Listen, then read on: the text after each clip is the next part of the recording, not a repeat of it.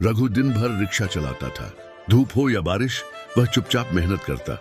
शाम को जो भी कमाई होती उससे अपनी बूढ़ी माँ और छोटी बेटी गुड़िया का पेट भरता। गरीबी थी लेकिन दिल साफ था।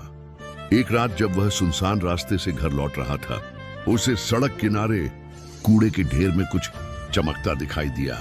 उसने पास जाकर देखा, एक पुराना सा चांदी का आईना।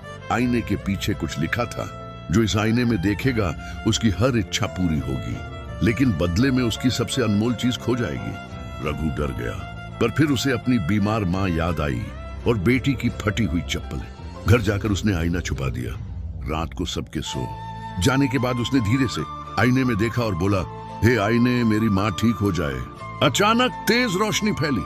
अगली सुबह उसकी माँ बिल्कुल स्वस्थ थी। रघु खुशी से झूम उठा, लेकिन तभी उसने देखा उसकी बेटी गुड़िया उसे अजनबी की तरह देख रही थी। आप कौन हो? उसने मासूमियत से पूछा। रघु का दिल टूट गया, फिर भी लालच जीत गया। उसने दूसरी बार आईने में देखा, मुझे बड़ा घर और बहुत पैसा दे दो। पलक झपकते ही उसके पास बड़ा बंगला, गाड़ी और नौकर थे, लेकिन इस बार उसकी माँ गायब थी।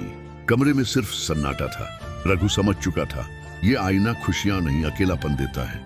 वह रोते हुए बोला, मुझे कुछ नहीं चाहिए, मेरी माँ और बेटी वापस दे दो, चाहे मैं फिर गरीब ही क्यों ना हो जाऊं। अचानक आईना जोर से हंसा, फिर चटक कर दो टुकड़ों में टूट गया। तेज रोशनी के बाद सब कुछ पहले जैसा था। छोटी सी झोपड़ी, माँ चूल्हे पर रोटी बना रही थी। उस दिन उसने समझ लिया, असली दौलत पैसा नहीं, परिवार है। और वह टूटा हुआ आईना, ताकि कोई और लालच में अपना सब कुछ ना खो दे। रघु ने उसे नदी में फेंक दिया।